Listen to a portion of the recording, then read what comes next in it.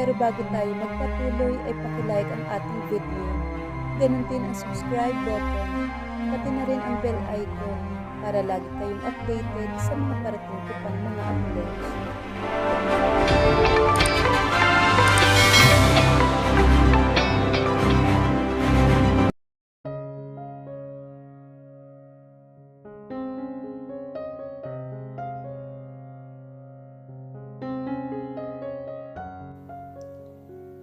Naibukan ni Debbie ang iniinom nitong wine sa sinabing iyon ni Eunice. Yak! Nakakadiring sabi naman ni Elena lumayo ng kaunti dito. Seryoso ka? Knowing that jerk? Walang pinapalampas na babae yan. He is impatient. Halimaw pa sa kama yan. Hindi makapaniwala na sabi naman ni Debbie. Naaasiwa siya sa sinabi ni Debbie. Siguro dahil wala pa talaga siyang karanasan. Sinalubong niya ang tingin ni Debbie. Sana mapaniwala niya ito at hindi na magtanong pa. Dahil hindi na niya kaya ang mga kasinungalingang lumalabas sa kanyang bibig. And knowing Debbie and Jackson an intimate relationship before. He respect me. Maikling tugo niya dito. Alam mo Debbie, sumuko ka na. Huwag ka na maghabol sa pinsan ko. Alam mo ang tunay na laban ay yung marunong tanggapin ang pagkatalo. Doon pa lang masasabi mong panalo ka na. Muling salungat naman ni Elena. Huminga ng malalim naman si Debbie. Alam ko, hindi naman ako naghahabol sa gagong yun. Pero pag nalaman ko talaga na pumatol pa yun sa iba, ako na mismo ang puputol sa kaligayahan niya. Galit na sabi naman ni Debbie.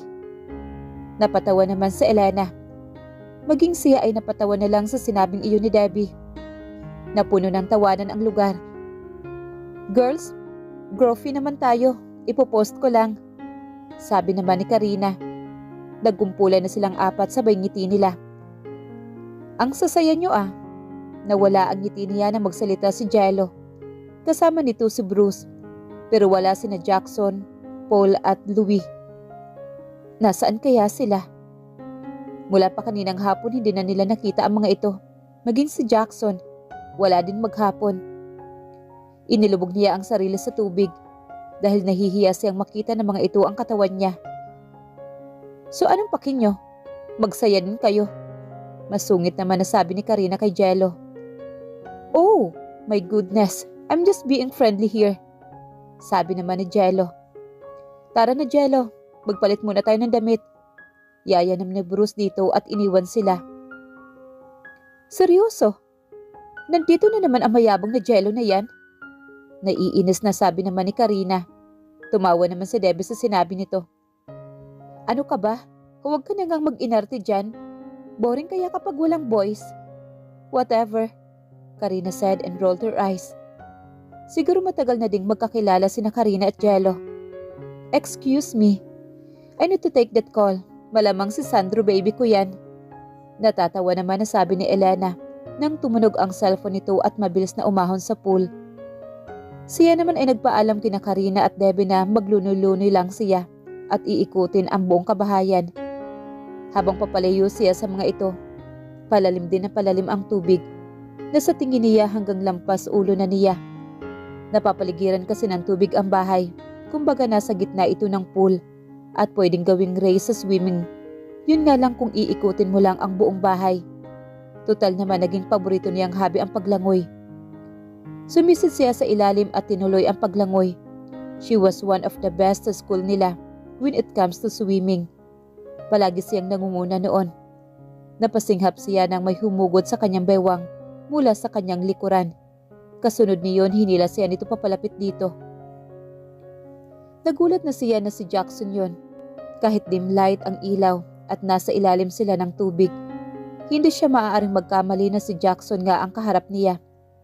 Inaasahan niya ito ng may pananabik. Gulat ang nakasulat sa mukha niya. Minsan talaga nasusurpresa na lang siya nito sa bigla-biglang pagsulpot nito. Bago pa siya magpumiglas, nadama na niya ang mga labi nito sa mga labi niya. Marahan hinawakan nito ang mukha niya at hinalikan siya na tila uhaw. Pilit niyang inilalayo ang sarili sa matigas na dibdib nito. Pero hindi naging sapat iyon upang makawala siya sa mga bisig nito. na lalo lang nitong hinigpitan. Dahil sa ginawa niya, kinagat nito ang labi niya, kasabay niyon ay ang pagbuka ng kanyang bibig at dahilan para tuluyang makapasok ang dila nito sa loob. Jackson! Hiyaw ng utak niya. Unti-unting pumikit ang mga mata niya at tuluyang bumigay. Binalik niya ang halik dito. Kahit nasa ilalim sila ng tubig, ramdam niya ang init ng katawan nito. Naglalakbay ang kamay nito sa kanyang katawan. At sa pagkakataong ito, hawak nito ang kanyang dibdib. Don't! Hiyaw ng utak niya. Pero ayaw naman sumunod ang katawan niya. Halos kapusin siya ng hininga sa ginawa nitong paghalik sa mga labi niya. Hanggang sa hindi na niya maramdaman ang mga labi nito sa kanya at muling binuksan ang kanyang mga mata. Hindi niya namalayang nakaahon na pala sila mula sa ilalim at hawak siya ni Jackson sa baywang niya. Hindi maabot ng mga paa niya ang tile sa ilalim dahil hawak-hawak ni Jackson ang kanyang mga kamay at nakahawak siya sa balikat ng lalaki. Dahil malaking tao si Jackson at hanggang baba lang nito ang tubig. Tiningnan niya ito. Nagkatitigan sila at walang namutawing salita sa pagitan nila. Rinig niya ang paghahabol nito ng hininga. Parang nararamdaman pa niya ang mainit na labi nito sa kanya. Pagkatapos ng ilang segundo ng titigan, inakay siya nito papunta sa gilid habang yakap-yakap siya nito. Walang kahirap-hirap siya nitong iniangat paupo sa gilid habang ang dalawang paa niya ay nakalubog sa tubig. Nakatitig siya sa kulay koprang mga mata nito at seryoso naman na nakatingin ito sa kanya. Halos pigilin ko ang aking hininga para mahawakan ka at sabihin sa iyo ang lahat na mahal kita. I love everything about you, but everything I love you about you, I love you more every day. Sabi nito sa malamlam na mga mata. Totoo ba ito? Ano ang mga pinagsasabi nito? May kung anong kinuha ito malapit sa kanyang kinauupuan na hindi niya napansin ang bagay na iyon kanina. Isang kulay asul na kaheta. Binuksan nito iyon at tumambad ang isang napakagandang white gold shape solitaire diamond engagement ring. Kumikislap-kisla pa iyon. Magiging asawa kita at pakakasalan. Malakas ang tibok ng puso niya. Totoo ba talaga ang sinasabi nito? O hindi kaya naman niloloko lang siya nito? Pero, seryoso ang mukha nito at may ngiti sa mga labi nito. Nakatingala ito sa kanya at napaka-sincere ng ngiti nito na gustong-gusto niyang masilayan noon pa. Ang lakas ng tibok ng puso niya sa mga sandaling iyon. Sa kauna-unahang pagkakataon, nginitian niya ito. Hindi niya alam pero para siyang robot na may kung anong kumukontrol sa katawan niya. Lahat ng sinasabi mo sa akin parang panaginip. I really don't understand. Ngumiti siya at tumango. Nagulat siya nang isara nito ang kahon ng singsing. Nagustuhan mo ba? Katulad ng aking panaginip. Muntik na din akong maniwala sa sarili ko. How's my acting skills? Was it amazing? Unti-unting nawala ang ngiti sa mga labi niya sa sinabi nito. Tila ayaw kumurap ng mga mata niya. Nakatitig lang siya sa mga mata nito na ngayon nagbalik na ang dating Jackson. Hindi natin ito makakalimutan, hindi ba? Muling sabi nito. Hindi. Hindi natin ito makakalimutan. Tila ba ito isang totoo? Pagsang-ayon na lang niya. Pero nasaktan ng labis ang puso niya. Ngayon pwede na natin sabihin na ang kwento ng pag-ibig natin ay totoo. Give me your hand. Hindi siya natinag sa sinabi nito. Hindi pa rin kasi mag-sink in sa utak niya ang mga sinasabi nito na hindi pala totoo ang lahat. Ito na ang nagkusa na kunin ang kamay niya at inilagay iyon sa kanyang palad ang kaheta nito. Now we are engaged according to the deal. Isuot mo yung singsing mo sa daliri mo. Deal? Did she make a deal with him? Hindi pa. Hindi ba't sa pilitan lang siyang napasunod nito sa mga gusto nito? Ganyan ba talaga ang nakasanayan mo na suotin sa harap ng ibang tao? Sabi nitong pinasadahan siya nito ng tingin mula ulo hanggang paa. Saka lang siya nakaramdam ng hiya dahil halos kaunting tela lang ang tumatabing sa kanyang katawan. Wala sa sariling niyakap ang katawan na akala niya matatakpan ng katawan niya ang mga braso niya. Wala sa sariling niyakap niya ang kanyang katawan. Nakakainis ka sa paningin ko. Alam ko na ang habol ng isang katulad mo. Huwag kang mag-alala. Nakaplano na ang lahat. You just have to cooperate. Malalaman mo din kung ano ang kailangan ko sa'yo. At matutuwa ka kung ano ang ibabalik ko sa'yo. Ano nga ba naman ang magagawa niya? Totoo naman ang sinabi nito.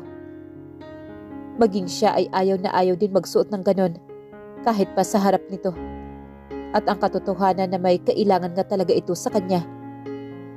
Nanatiling tikom ang bibig niya dahil hanggat maaari pinipigilan niyang lumabas ang emosyong iyon. Mayroon ibang tao na karapat-dapat sa panukalang ito at hindi ikaw yun. Sabi niya at mabilis na lumangoy. Naiwan siya mag-isa sa gilid ng pool. Unti-unting pumapatak ang mga luha pababa sa kanyang pisngi. She was hurt and felt betrayed. Bakit ganon? Bakit ganon kasakit ang nararamdaman niya na tila ba binigyan siya nito ng pagkakataon para umasa?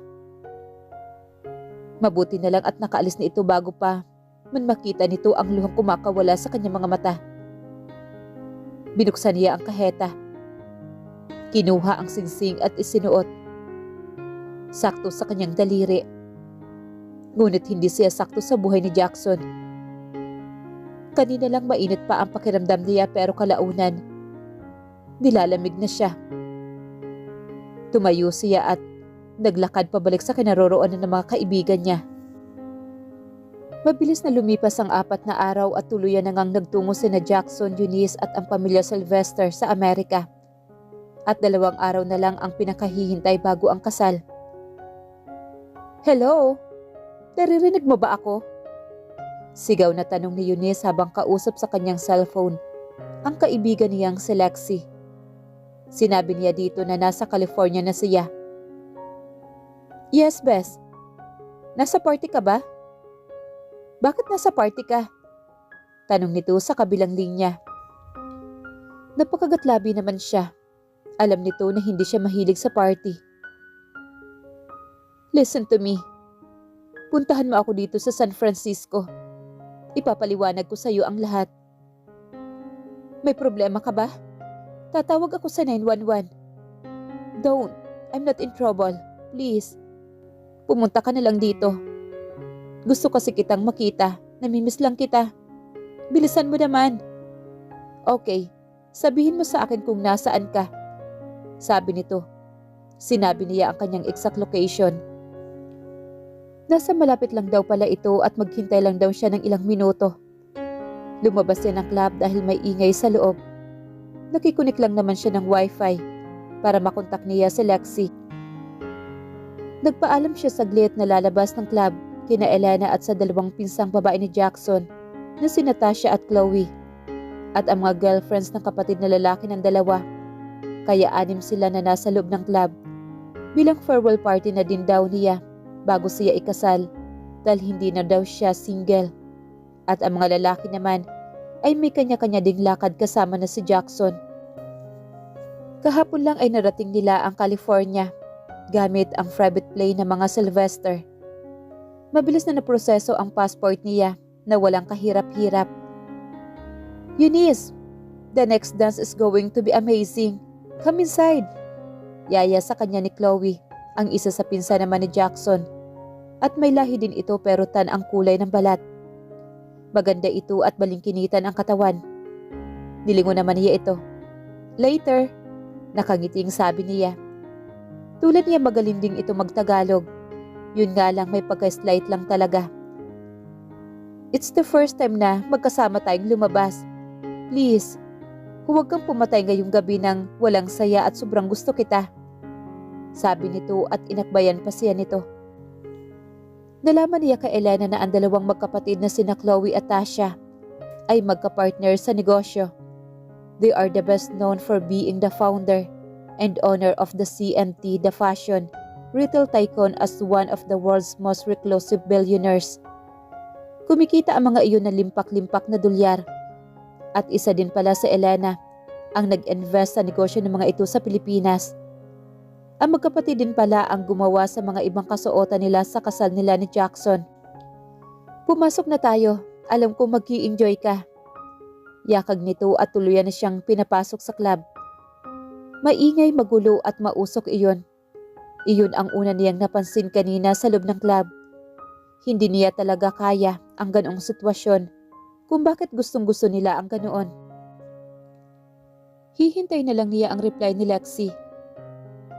Let me do this dance for you. Mga iba't ibang klaseng murahan at sigawan ang mga naririnig niya sa loob ng club. Eunice, ikukuha kita ng drinks. Sigaw naman ni Tasha. Mas matanda ito ng 2 taon kay Chloe. No thanks, I'm fine. Don't worry about me. Sabi niya at umupo na din sa mesa nila. Pasensya ka na sa kakulitan nila. Ganyan talaga ang mga yan. Natatawang sabi naman ni Elena sa kanya na malamlam ang mga mata. Mukhang lasing na ito. Nginitian na lang niya ito. Napako ang tingin niya kina Britney at Natalie na GF ng 2 kuya ni Natasha at Chloe. Nagsasayaw sa dance floor. 2 may lahing Pinoy din ang mga babae. Ang sexy ng suot ng mga ito. Kunin mo ito, sabi naman ni Tasha at inilagay iyon sa ibabaw ng mesa nila. That is sweet poison cocktail, a mixture of pineapple juice, beer, wine, Lancor, coconut rum. Mahabang paliwanag naman ni Tasha sa kanya. Nakakatawa lang dahil wala siyang masyadong naiintindihan sa sinasabi nito. Basta ang alam niya ang alak na nakakalasing. Kinuha na lang niya iyon at marahang nilagok. Napangiwi na lang siya sa pait niyon. Wala pa sa kalahati ang nainom niya. See? I told you, that's sweet. Nakangiting sabi naman ni Tasha. Tumayo ito at iniwan siya. Sinundan nito ang kapatid sa kabilang table. Dahil may kakilala yata ang mga ito. Alam niya na may mga bodyguards ang mga ito sa paligid. Kaya malaya ang mga ito sa ginagawa nila. Elena, mukhang lasing ka na. Sabi niya dito. Kanina lang ang daldal nito.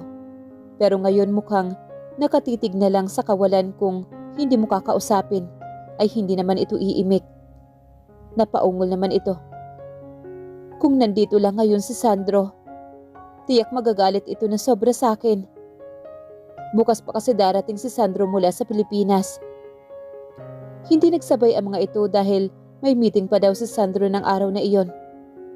Hindi lang si Sandro ang tiyak na magagalit kay Elena, kundi pati na rin si Jackson. Huwag ka na kasing uminom. Yeah, I know. Medyo nahihilo na din kasi ako. Sabi nito. Pagkatapos ng ilang sandaling pag-uusap nila, biglang nag-vibrate naman ang phone niya. Kinuha niya iyon at tiningnan ang kanyang cellphone. Eunice, nandito na ako sa labas ng club. Yun ang chat naman ni Lexis sa kanya. Nagpaalam siya kay Elena na pupunta siya sa restroom. Pero ang totoo, balak niyang tumakas. Bahala na. Basta huwag lang muna matuloy ang kasal. Hindi pa talaga siya handa. Habang papalapit ng papalapit ang kasal, mas lalo siyang nakakaramdam ng takot sa sarili. Kaya ang naisip niya na pumirmi na muna kina Lexi. Nagmasid muna siya sa paligid kung may nakasunod sa kanya. Alam niyang hindi siya susundan mga bodyguards ng 2 pinsan ni Jackson. Dahil hindi siya ang priority ng mga ito, kundi ang 2 magkapatid. Pero ganun talaga. Kapag may tinatakasan siya, nagiging matalas ang kanyang mga mata. Eunice! Narinig na tawag niya sa kanya ni Lexi. Nang makalabas siya, kaagad siyang tumakbo dito at nagyakapan sila ng mahigpit. Na parang nga talagang ang tagal nilang hindi nagkita. I miss you, Eunice. Sabi nito. I miss you too. Pwede ba tayong mag-usap? Nasaan ba ang sasakyan mo? Tanong niya dito. Sabay hila niya at mabilis na umalis sila sa club at tinungo ang kotse nito. Hey! Mukhang atat ka na, may humahabol sa'yo. Puna nito sa kanya. Wala naman. Meron ka bang alam na medyo malayo dito na pwede tayo mag-usap? Of course! Sa bahay na sana tayo kaso 1 oras ang biyahe doon. Naka-check-in ako sa isang hotel ngayon. 30 minutes ang biyahe. Ikaw na lang ang mag-drive. Pinagod mo ako. Mahaba-habang kwentuhan ang sasabihin mo sa akin ngayon. Anong ginagawa mo sa isang hotel? Nagtataka na tanong niya habang nakasakay na sila sa kotse nito at pinaandar na iyon. Hey! Huwag mo nga akong pagdudahan ng ganyan ha? Natatawang sabi nito. Ang totoo may mga kasama ako kanina. Iniwan ko muna sila sa hotel. Namasyal kami kanina kumbaga. Chill lang pagkatapos ng nakakapagod na trabaho. Nagtatrabaho ito sa isang magandang kumpanya bilang isang business analyst. Natutuwa siya sa kaibigan niya sa achievement nito. Pareho silang graduate ng business management dahil ang pangarap nilang dalawa noon ay makapagpatayo ng sarili nilang negosyo. Pero sa tingin niya malabo na mangyari yun. Nakakatuwa nga lang, siya na magna cum laude ay hindi pa nakaka-apply ng trabaho. Wait, itabi mo na lang muna dyan. Sabi nito na itinuro nito ang isang cafe and restaurant. Nagminor naman siya at nagpark. Bumaba sila ng kotse at sabay nang pumasok sa loob at nagtungo sa table tsaka umupo doon. Lumapit naman ang waiter at pagkatapos na yun ay nag-order sila. Dalian mo ang pagkwento ngayon ha. Alam kong may inililihim ka. Nasaan si tita? Nakakapagtaka na dinala ka niya dito. Binigyan ka ba niya ng reward pagkatapos ng ginawa niya sa'yo? Aba dapat lang na tratuhin ka niya na mabuti. Mahabang litanya nito. Hindi pa nga talaga nagbabago ang best friend niya. Alam kasi nito ang kalupitan ng mami niya. No, wala si mami dito. Kaibigan ko ang kasama ko ngayon. Napakagatlabi naman siya sa kanyang kasinungalingan. Ano? Gulat na sabi nito na medyo malakas pa ang boses. Pinanlakihan niya ito ng mga mata. Lexi, napatingin tuloy ang iba sa kanila. Okay, but care to explain this to me? Sinong kaibigan yan? O baka naman kaibigan? Salubong ang kilay na sabi nito. Kaibigan ko siya at tinitreat niya ako dito. I don't believe you. Hindi mo ako maluloko, Eunice. Kilala kita. Hindi ka basta-basta sumasama sa kahit na kanino. Sabi pa nito na halatang galit na ang boses nito. Idinaan naman niya sa tawa ang sinabi nito. Ano ka ba naman, Lexi? Hindi pa pwedeng makipagkaibigan ako sa iba. Ikaw naman kasi iniwan mo ako. Kawork ko siya and besides, hindi alam ni mama na pumunta ako dito ng Amerika. Sana naman mapaniwala na lang niya ito na at hindi na magtanong pa sa kanya. Nasapo naman ito ang noo. E di magagalit na naman ang mama mo niyan sa'yo. Oh well, kung may pakinga naman siya sa'yo. Maya't maya dumating na ang order nila. Tamang-tama lang sa malamig na gabi. Malamig-lamig din naman kasi ang klima ng California, lalo na sa labas, kaya nakasuot sila ng coat. Tinignan niya ang orasan mula sa wall clock ng restaurant. It was 11:15 p.m. Hindi kaya hinahanap na siya ni na Elena? Wala na kasi siyang maisip na ibang paraan. Huwag lamang matuloy ang kasal niya. I don't think so. Maybe yes or I think no. Can I ask you a favor? Of course. Para saan pa at kaibigan mo ako? Ano ba yan, Eunice? Kung uutang ka sa akin, syempre may interest. Walang kaibig-kaibigan ngayon pagdating sa pera. Natatawa na sabi nito. Napasimangot naman siya sa sinabi nito. Alam naman niyang nagbibiro lang ito. Syempre talagang mapapautang siya dito dahil ni $1 wala naman sa bulsa niya. Sira, can I move to your place? Namimiss na kasi kita. Yan lang naman pala. Syempre naman, maliit na bagay. Kahit kailan mo gusto na pwede kang magstay sa apartment ko. Nakahinga siya na maluwag sa sinabi nito. So nasaan na yung mga kaibigan mong yan? Ba't hindi mo iharap sa akin na makilala ko naman sila? Ungot naman ito. Huminga siya na malalim na grabe talaga ang kakulitan nito. Hindi niya pwedeng sabihin ang katotohanan. Baka madawit pa ito. Ang totoo, iniwan ko muna sila sa club. Kasama kasi niya ang boyfriend niya Nailang ako sa dalawa. Gagawin ba naman akong third wheel? Eunice, ilang kasinungalingan pa ba ang sasabihin mo? Nasusunog na ang kaluluwa mo sa impyerno. Hiyaw naman ang utak niya. Natawa naman ito sa sinabi niya. Baka naman naiinggit ka lang. Ba't hindi ka nalang kasi mag-boyfriend? Ouch! Hiyaw niya na mapaso ang bibig niya sa hinigop niyang coffee. Dahil sa sinabi nito. Ibinaba niya ito sa table. Humalakhak ito sa nangyari sa kanya. Napaso na nga siya. Instead na mag-alala ito sa kanya, tinawanan pa talaga siya. Yan ba talaga ang tunay na kaibigan? Eunice naman, nasya ka ba masyado sa sinabi ko? Sira ulo ka talaga. Ang ganda din ng mga advice mo, no? Ikaw na lang kaya ang mag-boyfriend nang sa ganun malaman mo ang sinasabi mo. Nakasimangot naman na sabi niya. Alam mo, Eunice, wala pa sa bokabularyo ko ang mag-boyfriend na yan. Remember, nagbago ang timpla ng boses nito nang may kung anong sinusundan ito ng tingin mula sa kanyang likuran na parabang na-hypnotize ang kaibigan niya. Ay, may papalapit na gwapo. I think he got a perfect body. Parang gusto ko na lang tuloy magka-boyfriend. Biglang sabi nito na nalalaki pa ang mga mata. Pinanlakihan niya ilot ito ng mga mata dahil sa sinabi nito. Ano bang sinasabi mo dyan? Ang landi mo talaga. Sabi niya dito kasabay niyon ay ang paglingon niya sa kanyang likuran. Nakita niya ang isang pamilyar na bulto ng katawan ng lalaki sa mismong likuran niya malapit sa kanya. Nag-angat siya ng tingin.